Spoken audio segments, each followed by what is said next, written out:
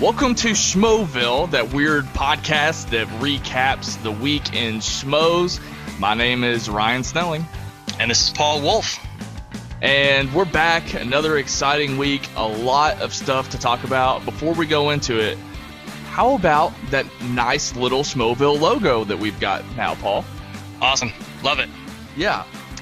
My good friend Jay donated his time and talent to give us that thing, and it was great because now we actually have something to put up on iTunes, which I don't know if I sent you the link yet, but as of yesterday, we are now on iTunes. How about that? I got it. It's awesome, man. Fantastic. We're moving on up, right, Paul? Moving on up. Absolutely. Something else that's exciting is that this is the first episode where we have invited a guest from Schmoeville. We promised that this would happen. You guys have been begging for it. So the best first guest that I could possibly think of is actually the person that brought me into Schmoeville. I don't know about you, Paul, but I believe he did. Yes, he did. Good. So he brought us into Schmoeville, so I guess I shouldn't say welcome to Schmoeville, but welcome, Xander. Now you're going to have to help me with your last name. Is it Godot or Godot? It's Gouthro. The O is silent. Gotcha. And you're from Nova Scotia, right? Yep. Awesome. I don't know. I've never met someone. Well, maybe I have. I think I'm completely making this up, but I don't think I've interacted with anyone from Canada, and that is Canada, right? It is Canada. Yes. I guess I should ask before I. Well, I didn't know. Okay, let's move away from that. But yeah, sitting here with a teacher. I'm a teacher over here sitting here, and you have no idea where Nova Scotia is. I'm just. Oh, okay. Moving on. Isn't it on the? Boss. Hold them later. Isn't it on the east coast of Canada, though? Right? I thought it's on the east coast in the Maritimes of Canada. Yes. I didn't know if maybe it got a little close to Iceland. I don't know how close you are to that. not even remotely close, but it's probably just cold here. But it's note to self: for birthday or Christmas, get Ryan a map. All right. A globe would do fine as well. A globe would do wonderful. Yes. Okay. Nice anyway. 3D with some bumps on it. Moving away from that, Xander, like I said, you brought us into Schmoeville. We talk a lot, almost on a daily basis. But I would like to hear from you sort of how you got started in all this. Do you remember, like, the first time you saw the Schmoes online? What brought you to the Facebook group? Sort of give me your origin into Schmoeville. Well, I'd love to say that I've been here right from the beginning in 2008, but that's just not the case, so I won't lie to you. But in 2013, I think it was, comicbookmovie.com was a big sponsor for the Schmoes, and some of their older videos, you actually see them throw that up there in some of the old podcasts. I think it was in Phase 3 when they were on Toad Hop, the Toad Hop Network. Yeah.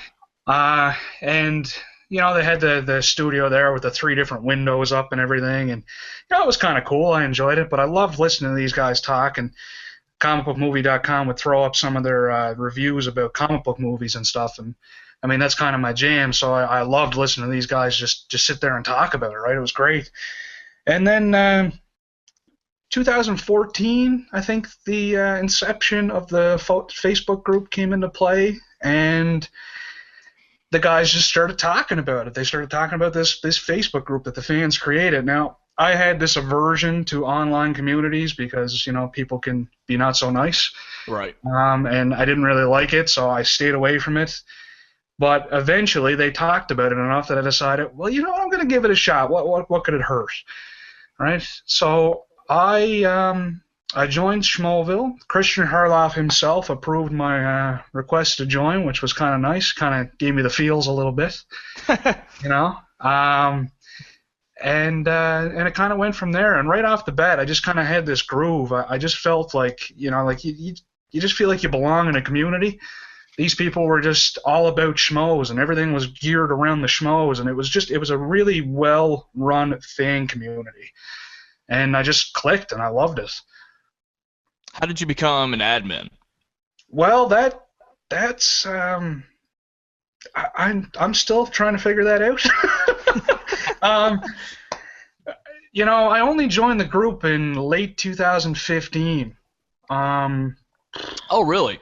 yeah, I've only been a member about 6, 7 months. Oh, okay. So I haven't been a member of Schmoeville all that long. But right off the bat, like I said, I was on board with what these people were trying to do. Leanne, who was the created the group and kind of developed the set of rules that the group runs by. Right off the bat, I'm like, yeah, this is something I can get on board with. Like I really liked it. So I basically just read the rules very thoroughly and just started posting different things and different items and different videos and giving my thoughts on things. Also, reporting posts was kind of important. Like any posts that weren't following the rules. Sure. The group is very open. Like they don't like to, unless there's heavy spoiler possibilities. They don't really like to do the admin approval posts. Like where we have to approve a post before it hits the page. Mm-hmm. They want people to be able to post freely, right? So I just started reporting things, and eventually, after about 5 months of doing that, Leanna contacted me and said, "Listen, like you're pretty much doing everything that you are supposed to be doing. We'd like you to join the team." And I was like, "Well, sure, yeah, I'd be happy to join the admin team," and it just kind of went from there. Paul, is it me, or does Xander actually post every single thing in that Facebook group? Yeah, I'm pretty sure he does post the most important things, the topical questions, the topical segments. Definitely does he's pretty much on top of everything. I almost spit water all over my laptop there, guys. Oh, please don't do that. We need you in Schmoeville. So tell me a little bit about your responsibilities as an admin, aside from the reporting and stuff, because from my angle, I don't see any of those reports. I see you making a lot of like master posts and all that kind of stuff. So is that the only other thing that you do? Are there other responsibilities that you carry out? Well, it's just basically maintaining the group. As far as master posts are the admin's responsibility. It kind of came up. It was actually Schmoeville's suggestion that we do master posts. Right. It wasn't always the case. And then when the Collider, we always did a master post for the show, like as a live chat, as opposed to the YouTube chat, which is like a ball bag cesspool. So basically, when the Collider Schmoes merger happened and we had all this new content that we were able to post about, the group got really big very fast. We started getting a lot more member requests. We started getting a lot more content to post. So in order to manage that better and not get repeat postings, it was kind of suggested that we do master posts. So that's where that idea came from, and we kind of ran with it, and it's been working out great. It's been inciting conversation, and a lot of people just use it for the link, which is fine. If that's all you want to do, that's what we're here for. We're here to get people to watch these people talk about movies and different topics and stuff. So that's where that came from. The behind-the-scenes stuff, we do chat a lot. We have our own chat that we talk about, the rules and stuff like that. And anytime that there's a change within the Schmoes Collider universe, we have to have this kind of discussion, that goes on. But it's nothing very heavy. We often discuss if we see somebody acting up, have we had issues with this person in the past, that kind of stuff. But, that's about it. It's just basically what you see in the weekly review that I do for the group that's at the top of the page. Right. Within that rules section, that's basically what we're there for. We're just there to enforce that and make sure, well, enforce is kind of a strong word, but we're just making sure people follow the rules and that the group stays civil and orderly, and that's about it. One of the more recent things, I think we actually covered this on one of our previous episodes of Schmoeville. One of the other things that I saw is that you and I think Riley are collaborating and talking about what schmoesknow.com is going to be moving forward. So let us know and let Schmoeville know sort of what we can expect. Okay, yeah, I'd be happy to talk about that. Mark Riley reached out to me. Totally shocked me after I picked my job off the floor. I started reading what he was saying, and he was saying that they wanted to basically use schmoesknow.com, which previously was used as a news site and as to put the Mark and Christian's videos up and all that, and it was done as basically kind of what Collider does, like to a lesser extent, like there was some reviews on there. Sure, just a movie blog, right? What's that? It was just like a movie blog, right? Yeah, pretty much. That's a little bit more extensive than that, but that's the basic gist. He came to me and said they want to make schmoesknow.com an extension of the Facebook group Schmoeville. In other words, they wanted the two to kind of merge into one. Right. And he said, so we want you to kind of bridge the gap.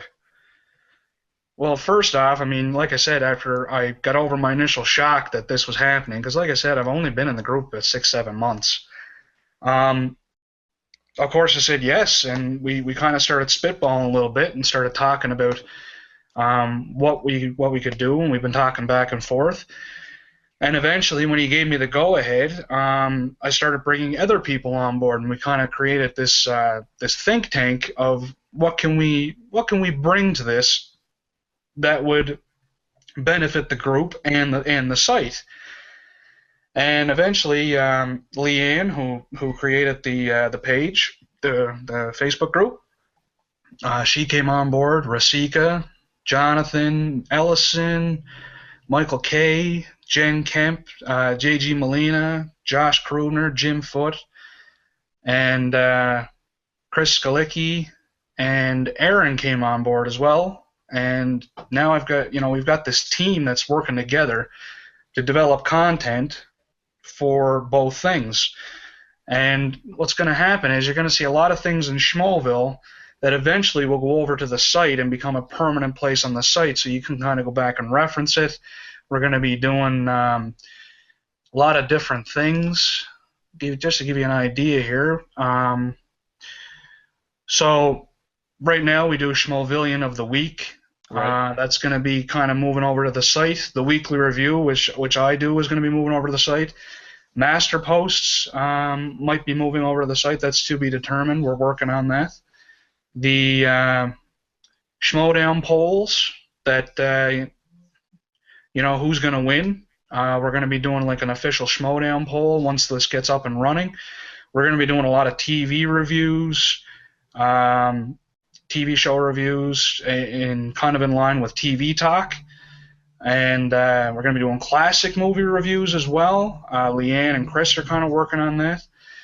We're going to try to do for, I guess it's called Brettflix now as of last night. For Brettflix, we're going to be doing a weekly movie poll, as in what should Brett watch. So that's going to be kind of like the official thing. We're going to try to do that on the site.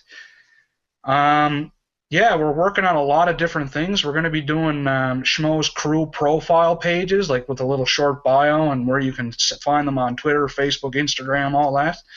So there's all kinds of great ideas that are coming forward that are going to be kind of merging the group and into the site. And I think it's going to work out fantastic once it gets up and running. We just got to get there. That's awesome. Paul, does Xander's rise to fame sound familiar to you?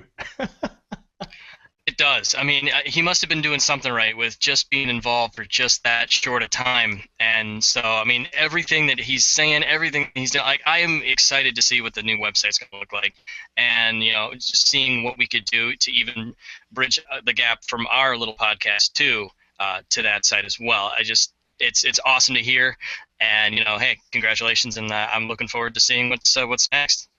Oh, thanks, man. I appreciate that.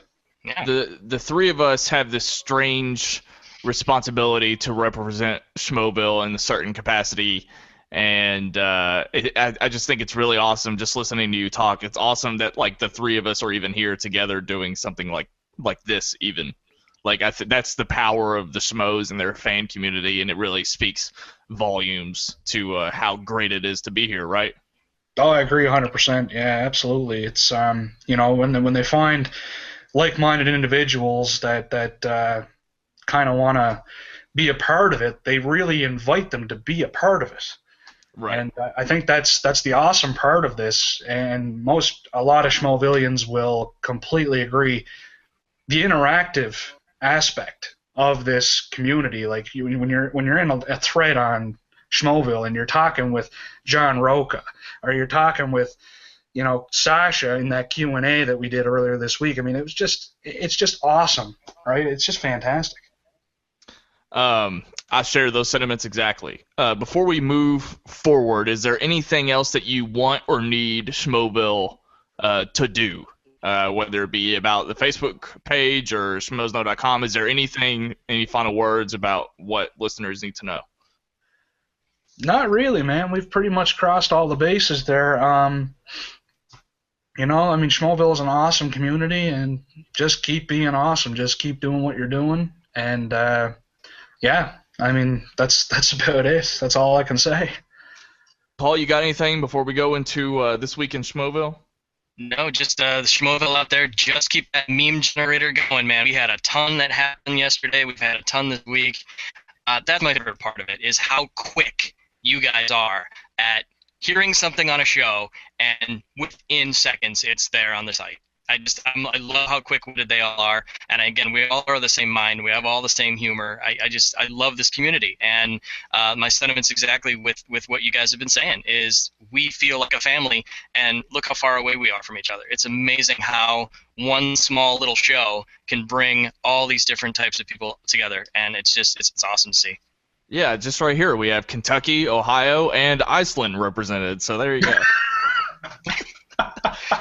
Moving. Burr. Exactly. All right, I've just got a few things to. That's not even right. Greenland and Iceland are flipped. They're flipped. They're different climates. Teacher in me. Got it. Okay. Give me a globe too, man. That's all I can tell you. All right, so unfortunately we have to wait a week to discuss the Schmoedown, but let's talk about Mance versus Roca. Now, Paul, you saw it, right? What did you think? Oh my God! Wow. I mean, the week before. It was you could say it was the pilot episode of the new version, but oh my God, man! I actually, I'm plugging this again. I finally got back into this century. I do now have an iPhone, and I have now my first one ever. I watched Roca and Mans on it. I actually went into a separate room. My kids were watching, their Netflix show or whatever, and I'm like, guys, I have to watch this. Let me watch this, because it's been hyped that whole week, and not even that week, but it was just hyped just all the time, and I was looking forward to that. And I watched it, and I don't know. I think my eyes, I didn't think I blinked. Or my jaw was on the floor the whole time, because everything about it was just the best I've ever seen. And I even mentioned that to Christian on Twitter, and he's like, yeah, this thing's getting nuts, and I completely agree with that. The whole thing from beginning to end was honestly riveting to watch that, because again, everybody had their own opinion on who was going to win, and I had Mance, and I finally got on the board. With that, and it was a close one. Oh my God, I'm not spoiling it, but oh my God! But for those of you who've seen it, you guys know what happened. Wow, it's everything from the production value, the music, the interaction between the two, obviously the characters that played with each other because they're good friends and everything. But oh my gosh, it was far and above one of the best things I have seen to date. What did you guys think? If you guys had the same sentiments or a little different sentiments on that? I pretty much echo exactly what Paul just said. It's just you really get into it, like like when they're jarring at each other, and you watch Roca coming out doing the WWE moves, going up to the TV and doing it. Mance goes over and starts, pretending he's peeing on Roca's thing, right? It's just I'm dying, I'm weak, and then it's like the best cross I don't know if you guys have watched any of the old Ultimate Schmoedowns on the channel. Yeah. But it's like a cross between the Ultimate Schmoedown, WWE, and the UFC all smashed into one, and it works so well. And I don't know how they did it. Right. It's pretty impressive. I mean, I didn't expect that sort of the production of it. I think is what's so surprising. But yeah, who did you have going into the fight, Xander? Did you pick Roca or Mance? I got to stick with my man Mance, and I did. Mance has just been he's nothing against Roca. I certainly have a lot of respect for that guy. I mean, he crushed it in the Schmoedown, the Ultimate Schmoedown. But Mance has just got so much knowledge and experience around the whole film industry that I thought for sure he was going to take it. But based on all of that, everything you just said, it actually makes me worried for tonight's Schmoedown. So I don't know when the podcast is going to go up. I'm going to send it to CAPSULE ASAP, but it might be going up after the Schmoedown has aired. But I'm worried about tonight because we saw Rudnick and Sam Levine on Movie Talk on Thursday, well, yesterday, and I was thinking about Mance and Roca, and with this one, there's no shit talking. I don't think there's going to be a funny montage at the beginning. Maybe they'll record it on the day, but I don't think it's basically going to be nearly as exciting. I'm not anticipating this fight. I don't know about you guys, but I kind of compare it again to the WWE. We just had the main event almost happen the last time, and this one seems like what the marks out there call it, the Divas bathroom break, to go out and to skip it. There's no hype behind it, really. I really do, because again, we saw on that episode of Movie Talk, I think it was just one of the worst ones I'd seen. I don't know what it is, but there's no hype behind it, and I am worried. And hopefully they'll, do something to pump it. If they got a promo that they're gonna record, like you said, or they're gonna add something to it that makes us intrigued. But right now, this one I might not catch right away when it gets posted. I might catch it over the weekend here and there. I don't know. I'm not as excited for this one. And Xander, you mentioned the live chat earlier. I actually watch Movie Talk and Collider and all that on my Xbox, so I very rarely even get to see the live chat. But the Movie Talk was so funny that I had to check out the live chat because it was like I didn't hate it. I was just kind of laughing at how absurd it was. And I look at the chat board, and man, those people, I mean, usually, like you said, it's usually a shit bowl in the live chat, but this was a massive shit bowl. People were getting so frustrated. And you saw the episode, right? Do you have any thoughts on it? It's hard to compare. I mean, the first two movie trivia Schmoedown matches that we've had, they kind of came out with a big bang, right? I mean, you got Campia and Merle. I mean, you got Merlo, who is the movie fights champion. I mean, John Campia is an entertainer. That guy just knows how to talk, and he knows how to talk smack. And it just really gelled well. You had Roca and Mance. I mean, come on, that's the biggest Schmoedown rivalry that we've got going in the history of the Schmoedown, back into the Ultimate Schmoedown. These guys have, since that time on Movie Fights, these guys were just, at each other. And then you got Levine and Rudnick, and I just don't think there's enough there between the two to have a rivalry and to get a little bitter with each other. And I think it showed a little bit. I do. I think it showed a little bit that they didn't play it up. I do think that the movie trivia Schmoedown, today will be a little more of a production. I think Rudnick is going to pull something out. He's going to come out and do something because the guy he's just over the top, right? That's his way. He definitely dialed it down for Movie Talk, but I think he will come out and do something. I don't know Sam Levine well enough. I just know that I've watched him on when they play the game, when they do the movie quotes, and he did, man. He like 2 words into these quotes, he was just, yeah, this is it, and it was like unbelievable. So I don't know. I honestly have no idea what we're in for. but I'm sure they'll make it entertaining one way or the other. What did you think of the whole movie talk thing yesterday? It wasn't the best episode. I mean, I can't really say much more than that because I love these guys, right? And I mean, I love Rudnick, and I even, from what I've seen from Sam Levine, I like Sam Levine. It just didn't jive well. I don't think. It seemed like there was some people who were a little more interested in cracking jokes than talking about the topics. Right. And I don't mind, certainly they get a little goofy on the show. Earlier this week you got Christian and Schnepp doing the shit rat face, when they cut to them, and I die every time. But it doesn't stay on that long. They always get back on track. It just seemed like the show never stayed on track very long for me. Right. Paul, did you see it? I did, and sentiments exactly. Like I said, I have said this in every single episode. I've watched these movie talks since, the Man of Steel review with Campia, and this one kind of a letdown.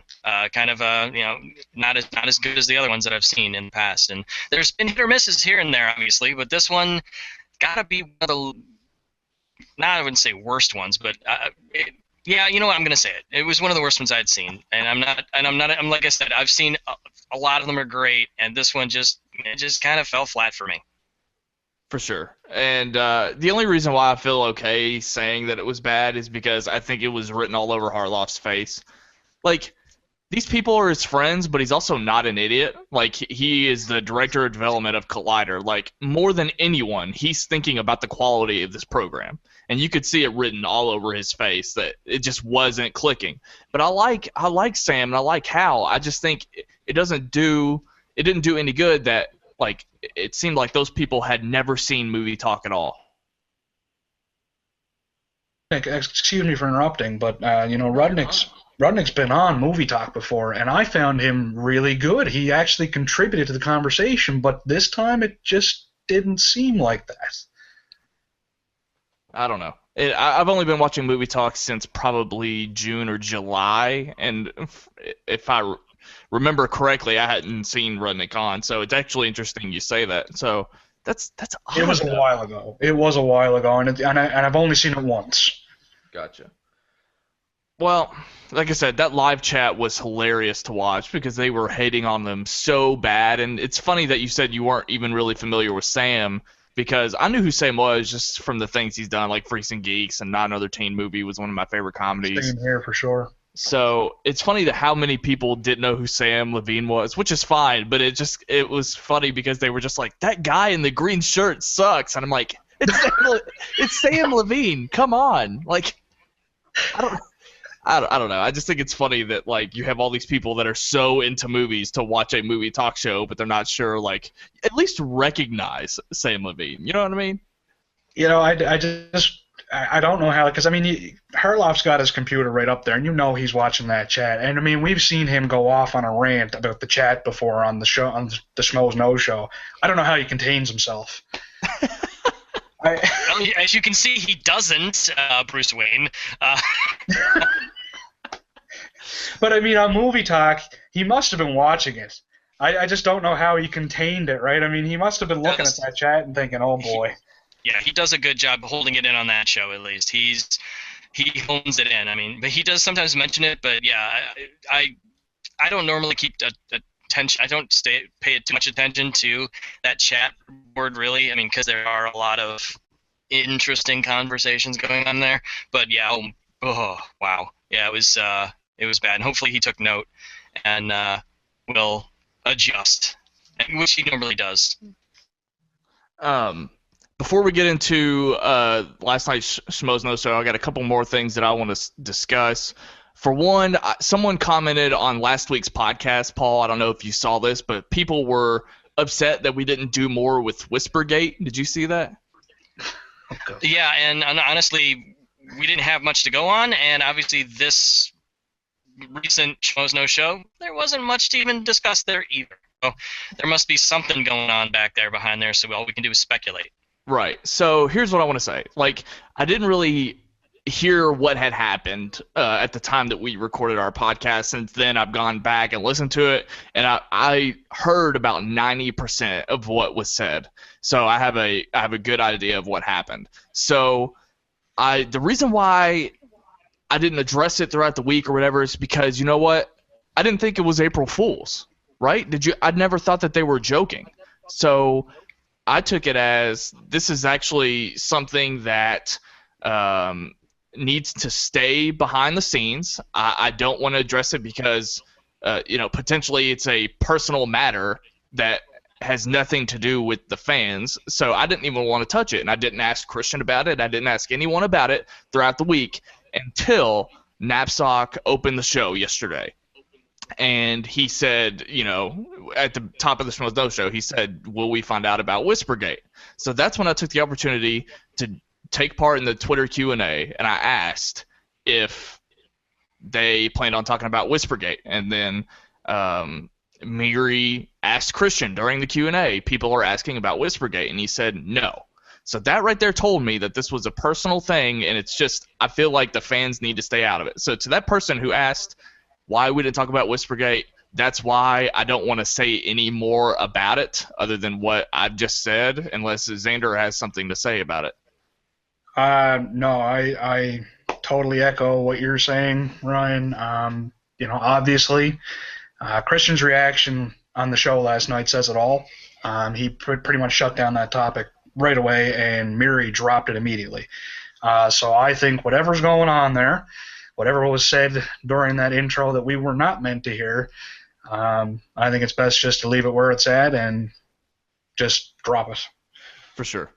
So, Paul, we talked sort of before the show that we wanted to address fans. I'm not specifically calling anyone out. I just feel like I have the opportunity to talk to some fans about movies and things. And yesterday was really interesting with that Rogue One trailer, and I cannot believe the criticism that I've seen on the internet. And I know you have some strong feelings about that, Paul. So. I don't get it, people. I mean, complaining there's another strong female lead. I mean, it blows my mind that people are not satisfied on anything. I mean, you can't make everyone. I mean, you can't. It's just I don't know. It just bugs me that this is the case. I mean, we're fighting for this equality everywhere, and even in movies. I mean, you don't have very many strong female leads that girls today can actually look up to. I mean, we are striving for female, role models, and be it sports, be it politics, we're just bugs me that people have a problem with this. And we had Amy Rose Eisenbach and I had a few conversations on Twitter about should we start the Where's Jane toy awareness now because of what happened with Rey. There's no Rey toys. I mean, because that's going to happen. I mean, it happened even with the Age of Ultron stuff. The one scene in the movie where Black Widow drops out of the jet, the toy had Captain America come out of the jet. It's like, I don't get it. Why are there no? Why is this happening? It's just bugging me to death because we need that. And we need strong female leads like this, and I welcome it. It's a great change. And people are just I don't get some people sometimes. I mean, do you guys have any insight to this at all? Well, I invited Xander on. The actual reason why I invited Xander on, aside from the Facebook group stuff, is that he is actually completely against female leading movies, right? It's a joke. Yeah. Yeah, I'm dead set against this. No, actually, Paul's pretty bang on there. I was watching some of the conversation on Twitter, and I actually, surprisingly, you know what, I just unfollowed some people that were just going on and on about it, because I have no interest in listening to somebody go on about something that, in my opinion, is trying to move civilization forward. Right. We're big into movies. The whole world is big into movies. The box office says that, and then people want to see more female leads. There's a big movement for more superhero movies with female leads, but Star Wars movies can't have them? No, Sure. that doesn't make sense to me. And there's plenty of likable female characters in Star Wars, like Ahsoka. So if they make an Ahsoka movie, then are you gonna bitch that she's a female? Like, it just doesn't make any sense. Like, get over yourself. Every single movie. Oh, I'm not gonna say that because someone's gonna catch me on my shit. Most movies that are made today have a male lead. You have plenty of them. Like, get over yourself. And people were bitching like, oh, now that Kathleen Kennedy is the head of Star Wars, now every movie's gonna be, it's like, okay, so you're talking about like the one female led studio that you know by name. Not that there aren't other studios that are led by females, but it's like Kathleen Kennedy's the one you know by name, and there's only one. And it's like,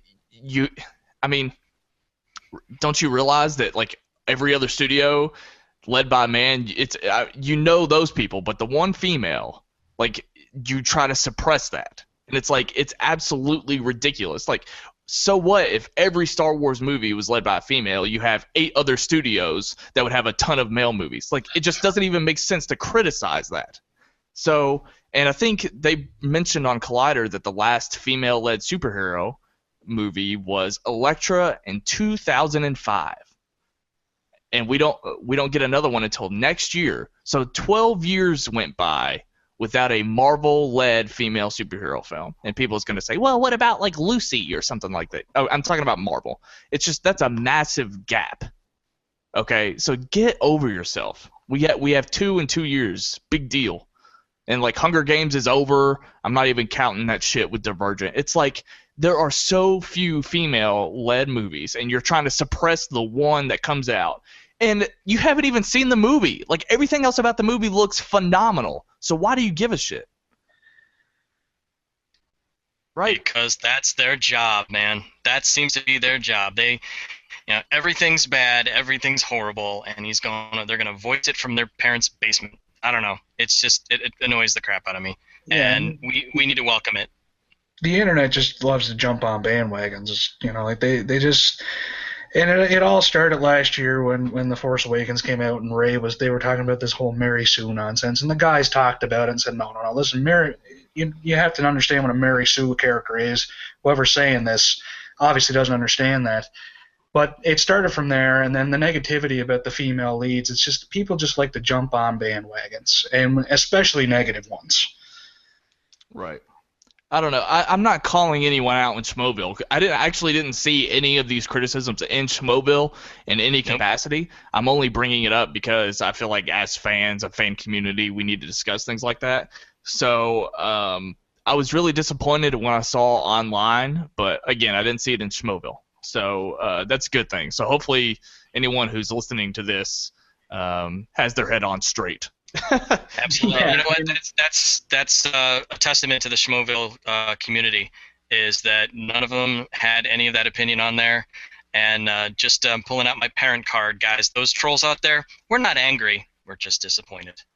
Oh. There you go. I feel like that's all I got for this week in Schmoeville. Paul, if you want to take over and let's talk about the Schmoes Know show. Let's go for it, guys. Yesterday's show came and went, and their main topic, guys, was overexposed actors and actresses because The Boss is coming out with Melissa McCarthy. And what a topic it was. I'm not going to go over every little detail that every person did, but I will bring up the people that they discussed in this conversation and see what you guys might think about it as well. Because the second that topic came up, I had 2 people in mind right away, and they were already mentioned. It was Melissa McCarthy and later, Kevin Hart. And I'll talk about that in a second. But overexposed was defined as somebody in movies, multiple movies, 2 or 3, 4 movies, and almost doing the same thing over and over again. And so that was the main discussion regarding overexposed actors and actresses. And so what was brought up And I'll just go through the list real quick and get your guys' take if you agreed or disagreed with any of these. We have Robert De Niro, Gerard Butler, Jennifer Lawrence, Kevin Hart, Will Ferrell, Kevin Bacon, Margot Robbie, Sam Worthington, Will Smith, Nicolas Cage, Jai Courtney, Adam Sandler, Liam Neeson, Julia Roberts, and my favorite that was brought up, Benedict Cumberbatch. Thank you, Sasha, for the laughs on that issue in the hotel room. Now, the hotel was hilarious. That was unbelievable. The words that flew out of everyone's mouths. This was definitely a red band show, if you will. But I definitely, going through that list that was brought up by Sasha and Josh and Christian and even Copster looking on Twitter and everybody throughout the Schmoeville on the chat boards, I agree with Melissa McCarthy, and that was touched upon a lot based on The Boss, a movie I'm going to skip. I'm not a Melissa McCarthy fan. And with Kevin Hart, okay, he's funny. He is. He really is. But I kind of got annoyed by him when he was doing the celebrity-based basketball stuff for the NBA. He, like, before even anyone knew who he was, this little guy running around doing all this doing all this stuff, and I get it, okay. But in every movie, he's the fast-talking, quick-witted, I don't want to do this, I don't want to do that, kind of a spiel the whole way through. And okay, great. And then here's my take on, oh my God, it's Kevin Hart. The movie coming out this summer called The Secret Life of Pets. I don't know if you guys seen the trailers for it. The really funny preview with the dogs all the pets when the family leaves the house. You all get to see what they do when the families are gone. Well, obviously I laughed at least with the head-banging poodle at the end of that trailer. But there's a new trailer. There's a new trailer out there that gives a little bit more insight to the movie. And son of a bitch, the main character is a rabbit, voiced by Kevin Hart, and he's doing the same thing. The same quick-witted, fast, just the same character in every freaking movie. And I'm like, I immediately got turned off by that. I'm like, I'm not seeing it now. It's the same guy. He's just voicing it, but it's the same thing he's doing in all the other movies. Right. Oh my God. Okay. What do you guys think? Do you agree, disagree? Do you have another person they discussed? Do you have a person that wasn't discussed? I get every name on the list really except Kevin Bacon. Like he's not overexposed in any way. Like I didn't get that at all. I can't even remember, like, other than Cop Car and X-Men First Class, I can't remember the last Kevin Bacon movie I saw. So I don't think that counts at all. Sort of my criteria, and I yell at my screen sometimes when I'm trying to talk to the schmoes and they can't hear me. They can now. They certainly can now. So go ahead. The floor is yours. I just, one of the criteria to add to what they already mentioned, I feel like if you can look at an actor and sort of put all their movies in a vacuum, like it's their own genre of movie, like I feel like that is the definition of an overexposed actor. So like to me, Melissa McCarthy movies, like that's a genre because I know what to expect every time, and they touched on that a million times. Well, but the one if you put it in a vacuum, doesn't it mean they suck? Moving on. Where did that bell come from? I'm a teacher. I have a bell. Amazing. So the one they didn't touch on, it's some of the ones that they listed, fall under what I've just said, but the one they didn't touch on is Jason Statham. Jason Statham movies to me is a genre. So that's another example. Xander, what are your thoughts on this subject? One that I was surprised didn't come up, and I think it's just because he's a good actor, and I don't think people mind it, is Tom Hardy. I think Tom Hardy is starting to show up in a lot of things. Interesting. Do you agree? Yeah.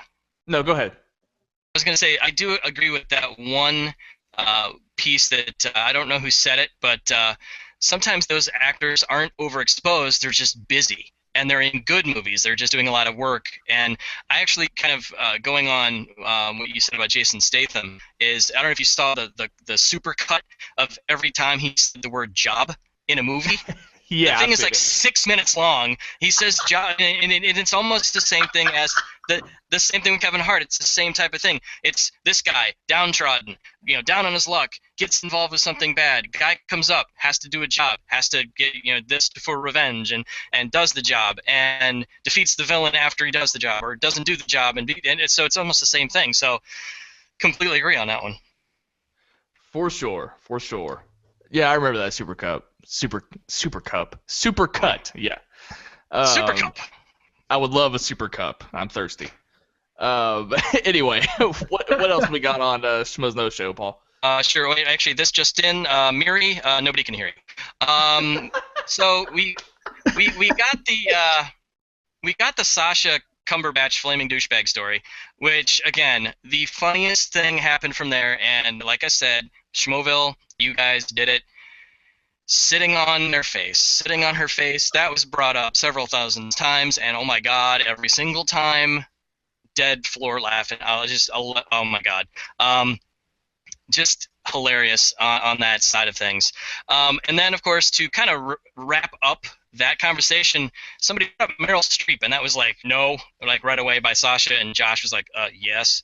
But again, that was one of those up in the air type of situations. But really good conversations between everybody. I do like that they gave a definition of what overexposed was, because I've kind of talked about that with Schnepp off and on Twitter, is getting definitions of things that people talk about, abbreviations. In the education field, we have so many acronyms, and we have to spell it out for people because we know what we're talking about, but other people might not. So I was glad that they defined what overexposed meant. So I definitely thought that was really kind of cool and very, very topical for, again, the situation with The Boss coming out to less than mediocre reviews. We then had we did touch upon this too, Christian, with the troll rant. We'll move forward with that. Thank you, Bruce Wayne, for that. And Brett. I tell you what, man. I don't have much to say on the movie Looper myself. I didn't see it. It didn't appeal to me. I'm hearing a lot of good things. Maybe it's another one of those where I go see it without buying it without seeing it, kind of a thing. I heard a lot of good things. I kind of know the ending already anyway, so it won't be as exciting. But we finally have a name. We have a name to the segment, which is really cool. Brettflix is pretty cool. Saw, again, somebody had a meme already up, a picture of what it looks like. It looks like the Netflix, but with Brett's name on it. Really cool. Again, I love maybe instead of Sloppy Stash ratings, maybe he needs to do one, call it like Winks or Falls Asleep to. Like, I only fell asleep once to it, which means he was engaged in most of it. Or he fell asleep twice or 3 times. And so if you fell asleep 4 times, it's a worse movie than maybe falling asleep 1 time as a good movie. I'm not sure. I think that was really funny. He always adds that in. And in fact, they even brought that up before even started the review, which was great. He fell asleep only once. And I'm a father of 3. And I get it, man. I get it. I want to sit down and watch a movie, and it doesn't normally happen. It's usually we watch something on Disney Channel or we watch something on Netflix that's kid-oriented, and then it's only when I can get away to like the midnight showings of something or the kids are at school, I'm able to pop away and see as much as I can and watch as much as I can on there. So, Brett, I get you. I feel you, man.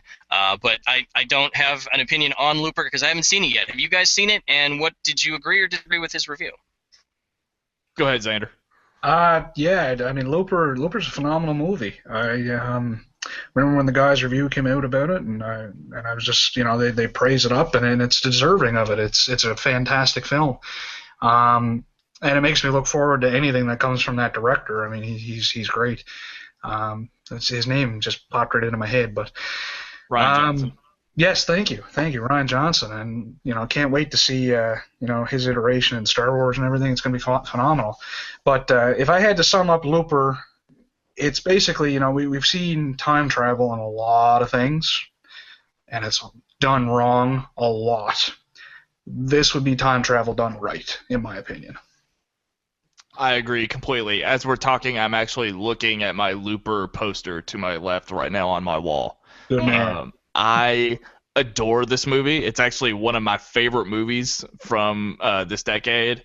It's funny because this week I watched Blade Runner for the very first time. That's one of those movies that, like, everyone has those movies that, like, you just accidentally skipped, but you're, like, supposed to have seen them because you're a movie fan.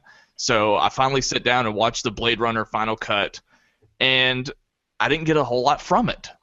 And it's funny because I thought Looper did a lot of things similar to Blade Runner, and to me, I don't know what this says about my generation, but I respond a lot more to Looper than I did Blade Runner. I might have just lit a fuse and with you guys. I don't know how you feel about Blade Runner, but yeah, I'm hiding under my desk right now with the shitstorm that's going to come here.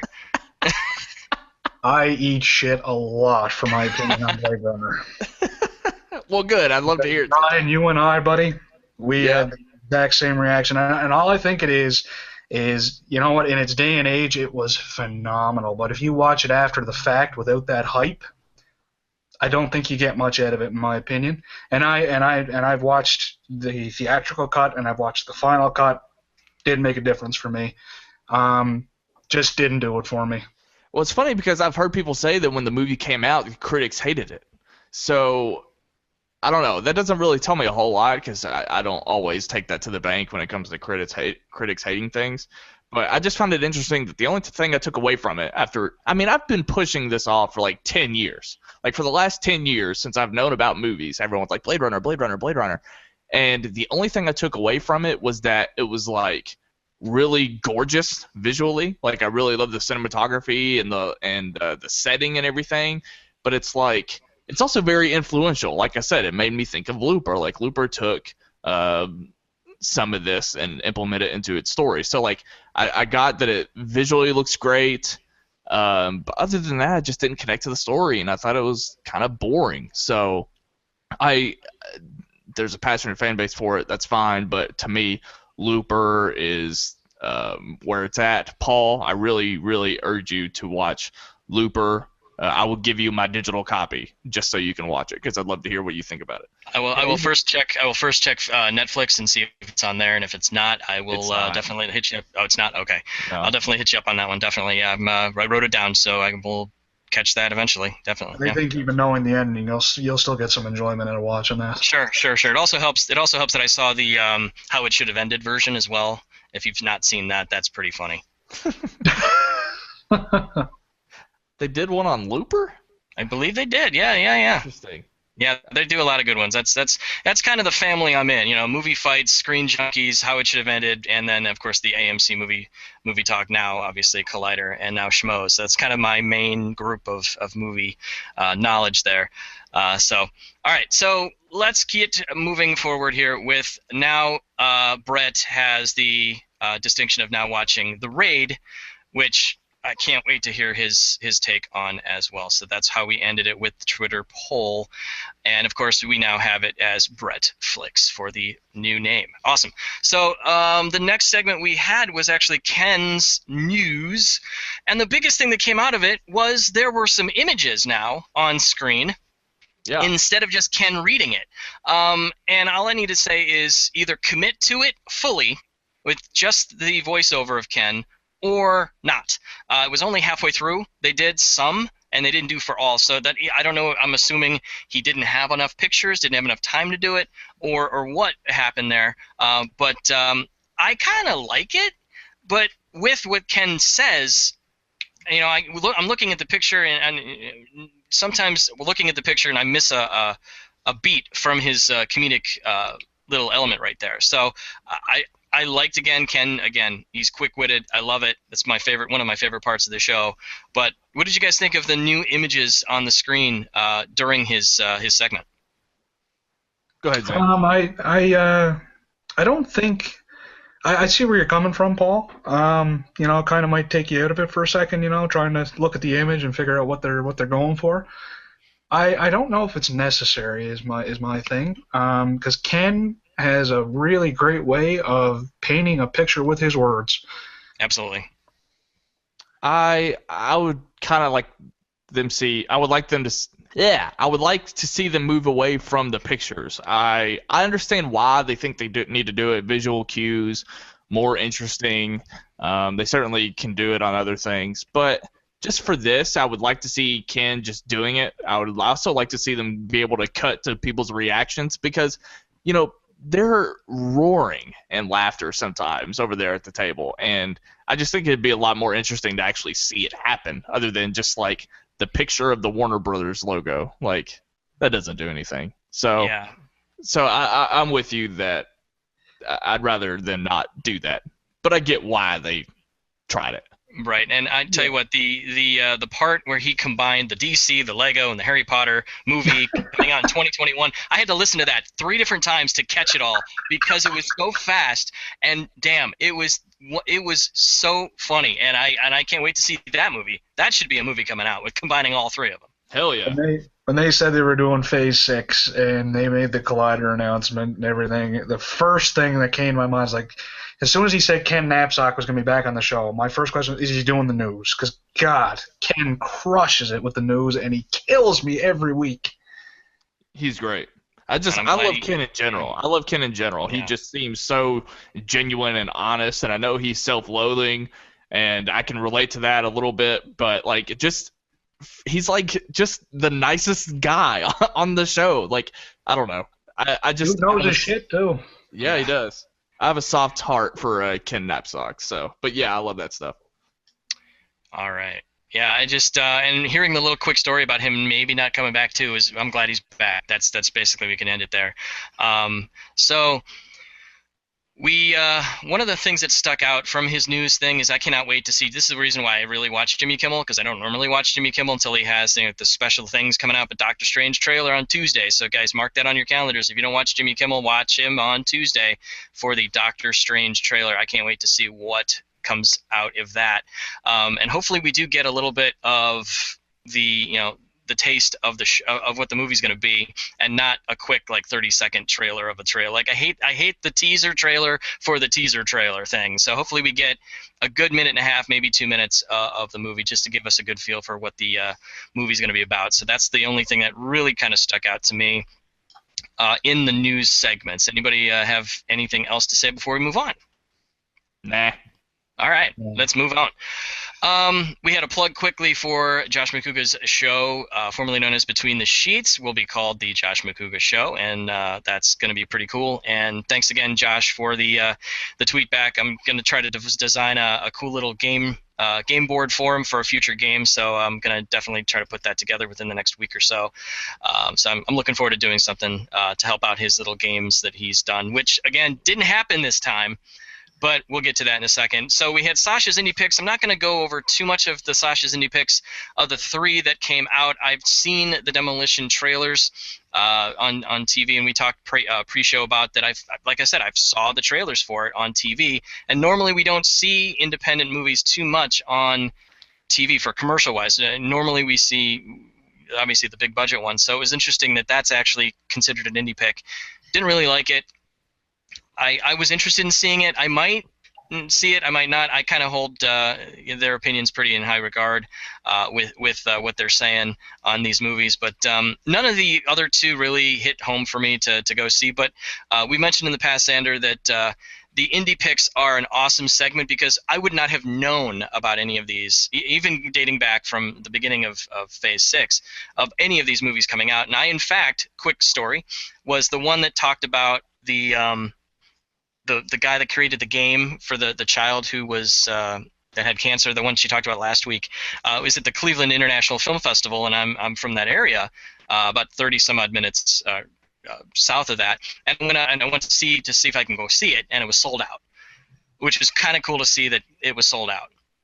And I was unable to see it, and so Sasha and I talked on Twitter about other places I could check it out. So that was pretty cool. So since we have Xander here, Xander, what do you think of Sasha's Indie Pick segment and overall? I really enjoy it, actually, and nothing against Alicia Malone for sure, because I mean Alicia's lovely. She's a phenomenal person, but she's who used to do the Indie Picks. I just find Sasha a little more animated and kind of engages me a little more and gets me into it. I think it's just her personality. But as far as her picks go, yeah, I mean, I enjoy it. It definitely exposes me to stuff that I probably wouldn't know about. if I didn't watch the Schmoes Know show.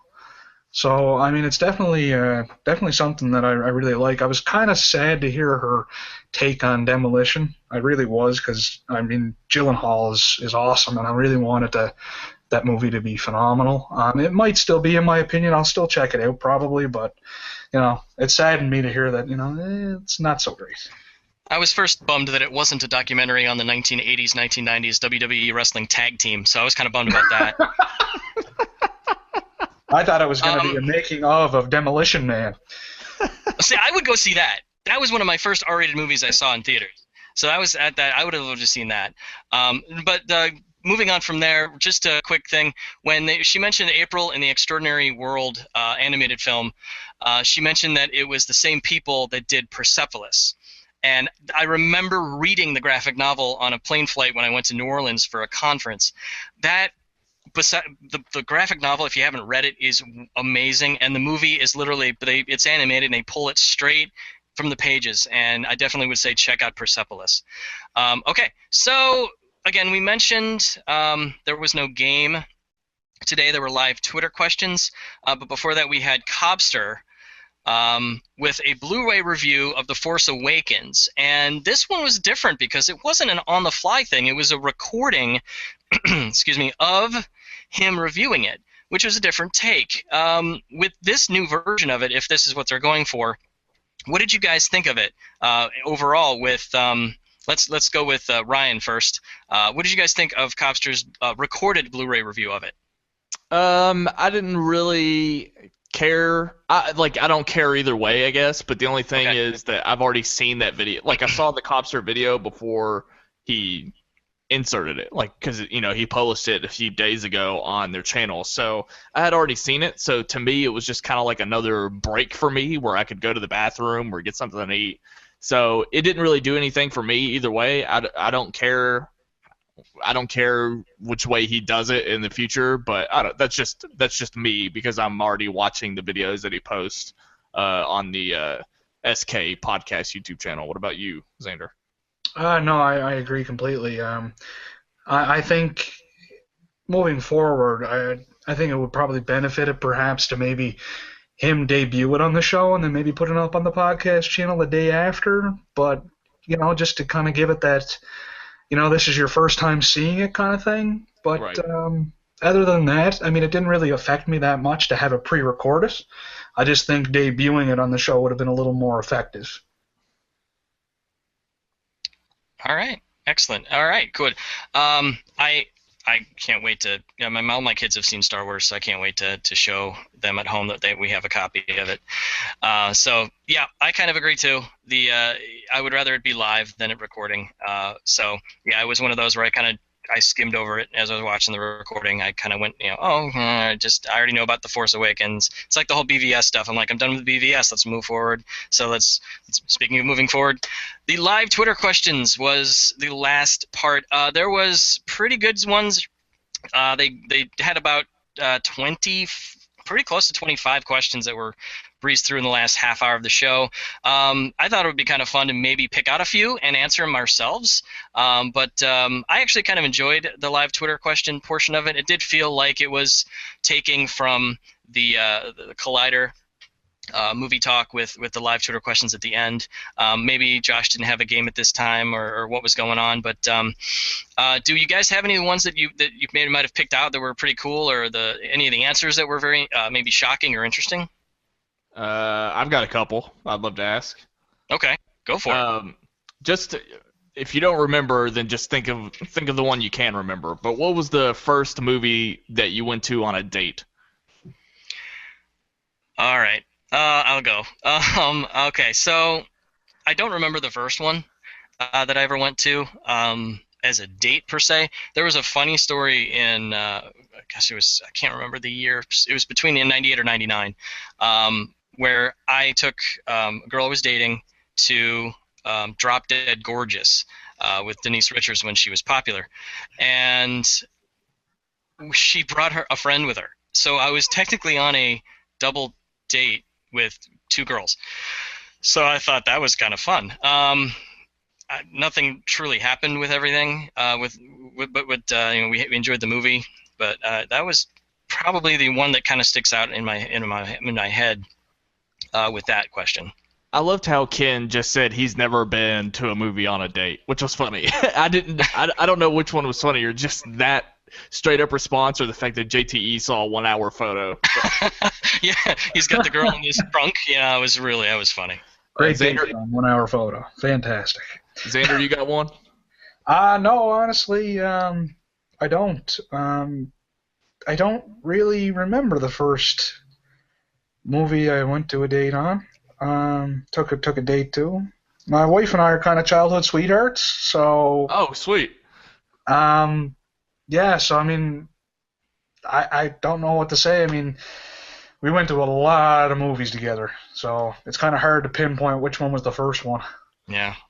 Mine was Batman Begins, and to give you a little context, I was in 8th grade, and I was taking out a freshman in high school, so I was super pumped, and I chose the movie. If you know anything about me, I love Batman. We pretty much bring it up every episode. And Good choice.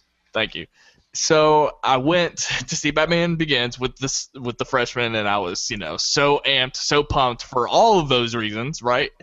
And in the movie, she wanted to make out with me. And I tell all of my friends know this story because if you tell this story, you pretty much know everything you need to know about my personality. She wanted to make out with me during Batman Begins, and I looked at her and I said, no. I'm not surprised at all. And I think that was our only date together, if I remember that correctly. So Sounds about right. It was totally worth it because, right now in my bedroom is not that girl, but the Blu-ray of Batman Begins. So yes, it was definitely worth it. That's amazing. I'm pathetic. Yep. That's okay, man. I have the teaser poster in my office. So I was going to ask if you got into character and told her to swear to you. No, I didn't. But I wish I had. Exactly. That was later, I guess. The other question I had was, do you guys have any good, bad, or funny celebrity interactions? Xander, you want to take that one?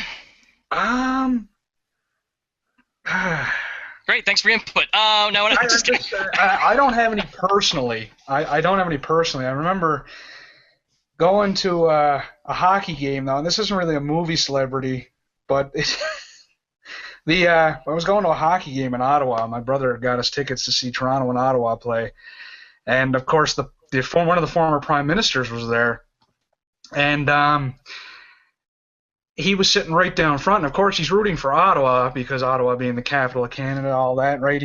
Ottawa's his team. See, I knew that. Attaboy, Ryan. I knew you knew something, buddy.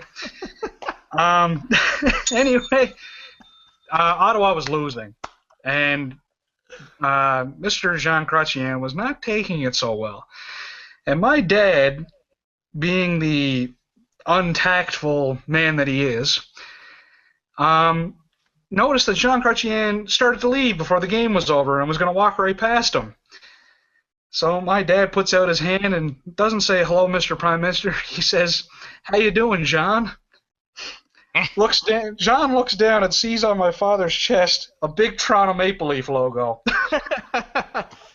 He took my father's hand, slowly put it to the ground, and continued walking like nothing happened, and it was hilarious. That's awesome. That's awesome. Paul, do you have one? As I was thinking throughout, because I didn't have too many celebrity ones, but I did actually remember when we had a horror fest in Akron, at the I can't remember the name of the place. It was the old Quaker Square. That's it. And Tom Savani, I believe that's how you pronounce his name, does all the special effects. He was in From Dusk Till Dawn, does all the horror special effects. Okay. He was there, and I got to ask him a couple questions about his experience with From Dusk Till Dawn, and there was that third one that came out I can't remember the name. It was like I can't remember who was in, like I think Bruce Campbell was in the very beginning of that one. It was like a direct-to-video one, and it was the great reaction because I asked him, I'm like, hey, were you involved in that that third From Dusk Till Dawn? He goes, no, that sucks. And I laughed because I thought he was joking because I'm vampires, ha ha ha. So I laughed and he just looked at me deadpan and goes, no kid, it sucks. Oh, that's awesome. And then the other one I had was a sports athlete, was Matt Barr. If you guys remember the Cleveland Browns' old kicker, Yeah. Matt Barr. He and I got to talk because I played soccer and I played football. I was actually a kicker also in high school and college, and he actually gave me some pointers and tips and stuff, and we actually kicked together, which was really kind of cool, showing me some hints and tips. So I got a one-on-one kind of a teaching moment with him, and so I thought that was kind of cool and kind of helped me out a little bit too. So those are the two that I can think of off the top of my head. That's awesome. I have two quick ones, and then I want to go to our spotlight, and then time capsule, and then wrap it up. Does that sound good to you guys? Awesome. Yeah. Okay, so I have two quick ones. One, when I was probably 8, and I was coming into Kentucky from vacation. So I was coming down the escalator, about to walk out of the airport, and we noticed somebody yelling at the Enterprise Rent-A-Car booth. And my dad kind of hits me on the shoulder and points him out, and he goes, Ryan, that's The Rock. And so we listened to the conversation, and Dwayne The Rock Johnson was yelling at this Enterprise Rent-A-Car employee because they didn't have his Mercedes ready. And it was funny because, like, The Rock was so focused on what was happening. Like, I don't think anybody was approaching him because he was angry, but I don't remember how it happened, but I had a paper and pen. And I walked right up to him as he's yelling at this employee and just kind of like stuck it up. And The Rock, I don't think he looked at me. Without looking at me, he takes it, signs it, still arguing with the employee, and hands it back to me. Incredible. So to this day, I have The Rock's autograph, but I don't think he saw me or he even knows that he did it because he was still yelling at this employee. So that was great. And then the most recent one, I had a very strange Twitter interaction with Freddie Prinze Jr. So, and I just thought it was relevant because he was on Jedi Council yesterday. I was trying to catch up on Rebels Season 2, and if you notice, Rebels is nowhere to be found like in any digital markets. Like, you can't watch it on Vudu or anything like that. It's not on Netflix. Yes, it is. Rebels is not on Netflix. Not the newest season, but the older ones are. I don't think that's Clone Wars. Oh, it's Clone Wars. Sorry, yes. Yeah, Rebels is nowhere to be found. So I tweeted at Freddie Prinze Jr. I said something like, "Why is Rebels so difficult to watch?" Oh no. And a frowny face. And in retrospect, I realized that it was probably not the best choice of words. So I woke up the next morning and I had this angry tweet from Freddie Prinze Jr. and he was like, "Dude, if you don't like it, you don't have to watch it." And I said, "No, Freddie, I'm sorry. I meant that it's not available and I'm trying to catch up." And so, like, I was trying to ease it and I was like, okay, maybe I worded this wrong. But then he was like, "Yeah, I don't know why you'd think I have any control over how something is distributed." And I was like, "Dude, I'm sorry." You pissed off Fred from Scooby-Doo. How dare you? I will post. I'll send you guys the picture because I have a screenshot of the interaction. But he said something like, "Were you just trying to say hello?" And then he said, "Just do it like this, hello." like he was teaching me how to say hello. I was like, "Freddie Prinze Jr., I love you. Quit doing this. You're breaking my heart." Yeah. He tried to teach me how to say hello. I was like, come on, man. Needs a map and a dictionary, Paul. That's nice. Yeah. I still love you, Freddie. I know it was just a misunderstanding, but yeah, I just that's the written word instead of it being vocal. That's the thing these days. I mean, everything is on a screen and you type it and things just get taken out of context. So right. Freddie, for listening, he apologizes wholeheartedly. Freddie's not listening. But anyway, yeah, there's that. She's all that. What?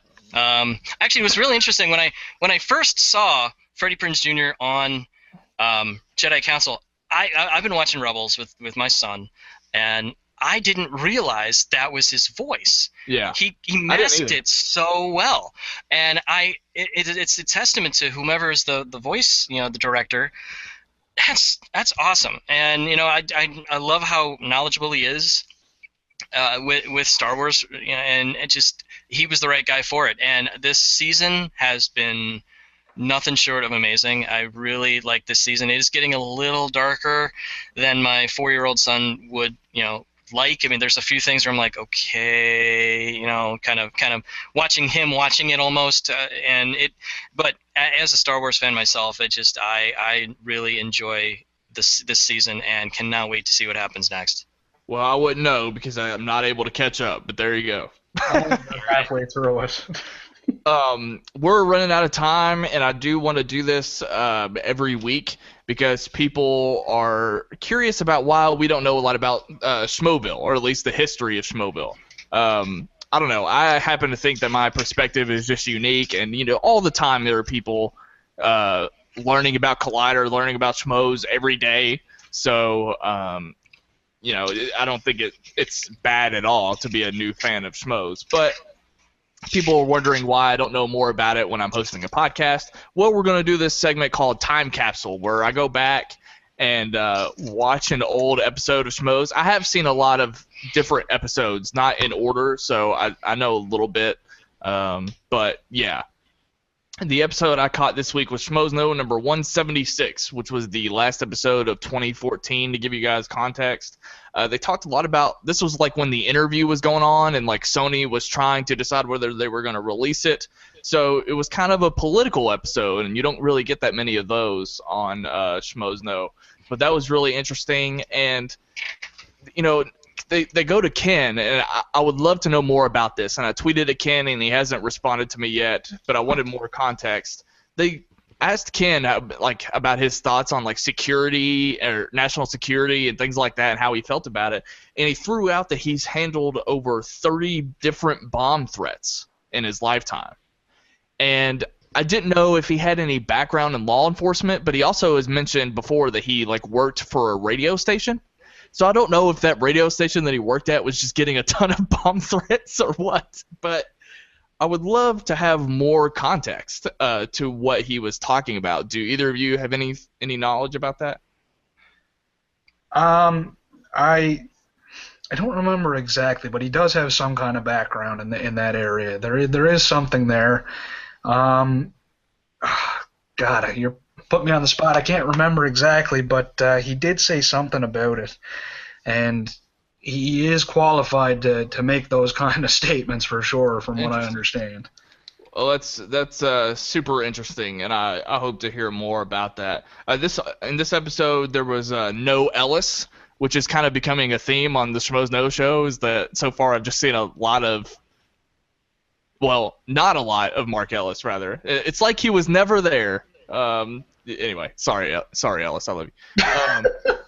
They invited this 15-year-old to sit in on the show, which I thought was very cool. So they got his perspective on a few things, and him and his mom sat on the couch. I guess he was a huge fan of Schmoes. I thought that was really cool.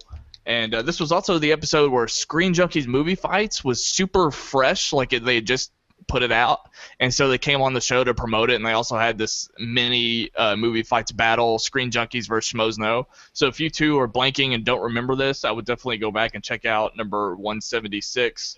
It was really cool. And they also did they talked about 2006 Harloff, which has been a huge topic, and they've been talking about it even last week with 2006 versus Harloff, or whatever they called it. I always am interested to hear more about that, even though they never really go into it. But they were asking him what his number was in 2006, and fans called in and asked him, they would guess how many women he had slept with that year. And the first guess was 10, and he just kind of smiled and said no. And then the second caller called in and asked 25, and he again smiled and said no. The third caller guessed 42. And he shrugged his shoulders and goes, close enough. I was like, Jesus Christ. They also shout out the Schmoeville Facebook page. So that's how I knew it kind of dated back to 2014, because they were talking about it even then. and they had also just started to stream live on Thursday nights. So all that was pretty interesting to hear, and yeah, that was a lot of fun to go back and listen to that stuff.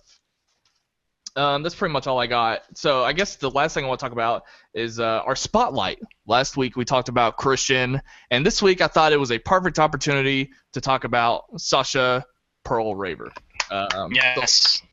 So we touched on her a little bit in the past episodes, but this episode is probably the best time because she's been consistently on the Schmoes Know and Phase 6. She even appeared on TV Talk. So, her presence is being felt, and I enjoy it very much. Xander, I would love to hear sort of your thoughts on Sasha in general.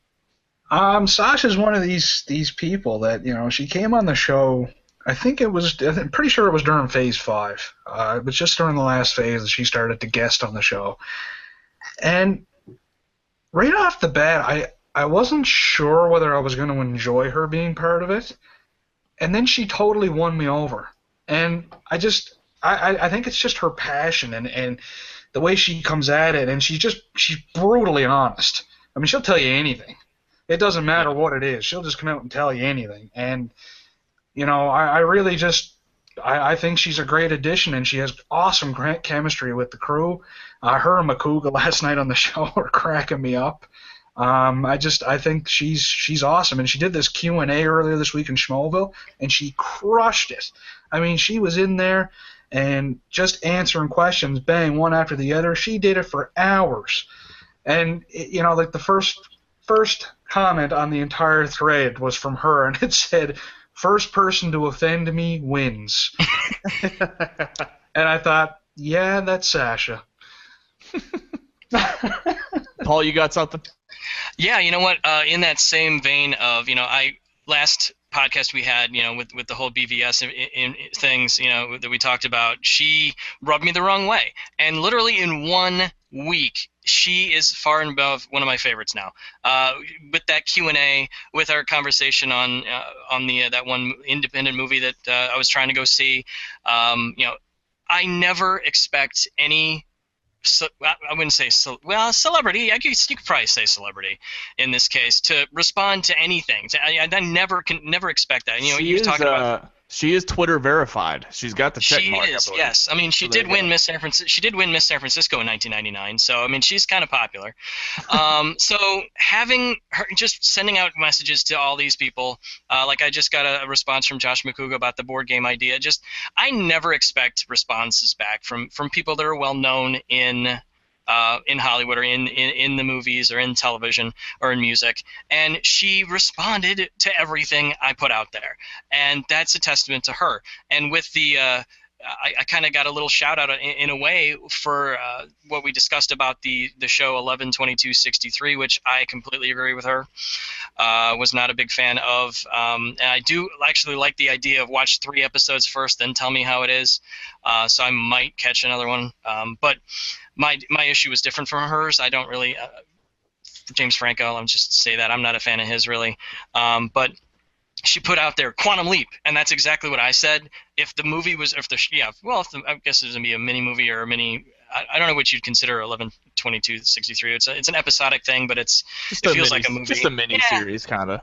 And I remember that one episode of Quantum Leap when he jumped into Lee Harvey Oswald, and that is what I wanted from that 11/22/63, and she brought up Quantum Leap, and I'm like, that's what we talked about. It was really kind of cool seeing the little behind the scenes things and seeing her respond to every single thing. And I humbled myself and I apologized for the things I said about her on the podcast last week, and she's like, we cool. Like, she responded to everything, which is really kind of cool. And I kind of dove into a little bit about her. When we talked about the spotlight idea, I saw that she was a chef at one point, which I thought was interesting, and then she was on FX movie downloads, and I don't know if I don't watch FX as much as I used to, but she started that in 2014, and she was on a TV show, I guess, called The Muse. I'll have to check that out just to see her acting chops, but that's pretty cool. I mean, she's amazing. What Xander said, I mean, her chemistry, she plays off with everybody really well, and I'm above and beyond a big fan of hers now. I really enjoy that she's been sitting at the table lately, and I hope that she gets more involved with Collider in general. I love her perspective. Again, like you talked about the indie perspective, that's something that needs to be done on the show. Not that they didn't do it before, but I mean, I just feel like she adds so much to the shows that she's on, like you all said.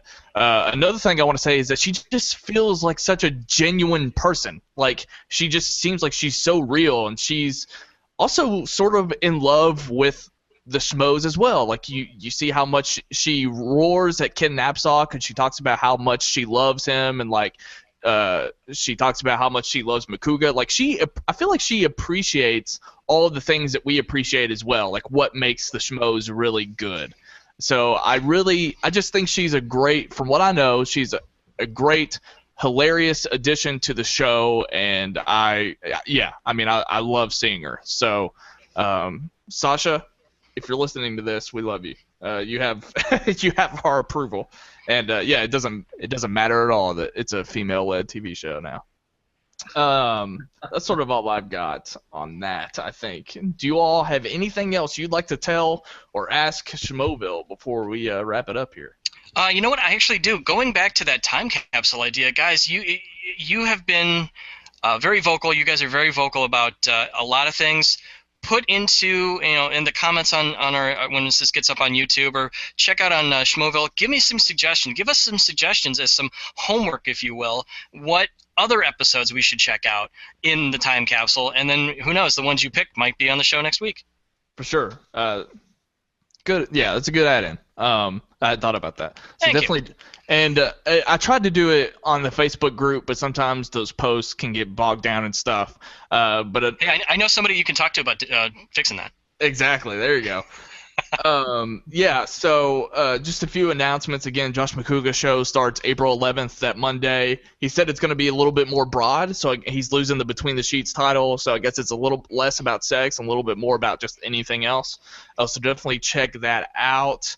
Again, we are on iTunes now, so if you're listening to us on the YouTube channel, the Schmoes Know Podcast YouTube channel, you now have the option to check us out on iTunes. Again, we've got some great artwork. We're going to be looking for more guests from Schmoeville. Like, Xander was our first one, and Xander's also probably going to help us find guests too. He's very involved with this podcast, whether you know it or not. Like I said, we pretty much talk on the rig. So yeah, definitely that's another reason why to follow us on Twitter, because sometimes I might tweet out, hey, we need a guest. Can you be here Friday morning? And I'll want immediate responses. That way it's really easy. So definitely follow me on Twitter, and then we'll move right into how the people can find us, starting with you, Xander. You can find me in Schmoeville, Xander Gouthro, and Twitter is at Xander Gouthro. Instagram, same thing, just right across the board. And I want to thank you real quick before we move on. Thank you so much for being on this episode. It was awesome. It was our first guest, and you kind of popped our cherry with that, so thank you very much. Oh, hey, man, it was my pleasure. I had a blast. Thanks for having me. All right, Paul, what do you got? Well, I can be found on Twitter at the Mr. Wolf. In fact, Xander was the latest to follow me, so Xander, that's awesome. That's TheMrWuLFF. And if you're in the Akron area, I actually work at a minor league baseball team at the guest services booth. You can check me out if you are a local Schmoevillian. We have our opening game on April 14th at 6:35. It's the Akron Rubber Ducks. So if you want to see me face to face and tell me how good we're doing, I'll be there. I'm going to come up and surprise you, Paul, and you're not going to know. I'm going to drive all the way up. You can find me on Twitter at FilmBeefSnell, FilmBeef, SNELL, and check out the Film Beef podcast, which you can also find on iTunes. We're going to see Hardcore Henry tonight and review that tomorrow, and we'll probably be talking about that Rogue One stuff. And also interesting Warner Brothers news. So come check that out over at Film Beef and subscribe. That's all I got. I know that we'll be back next week, right? As long as there's Schmoes, there's a Schmoeville podcast. So I'll be here. I don't know about you guys. Again, Xander, thank you so much, and hope you can come back again soon. Yeah, I'd be glad to come back, man. I'll see you guys. Later. Peace out.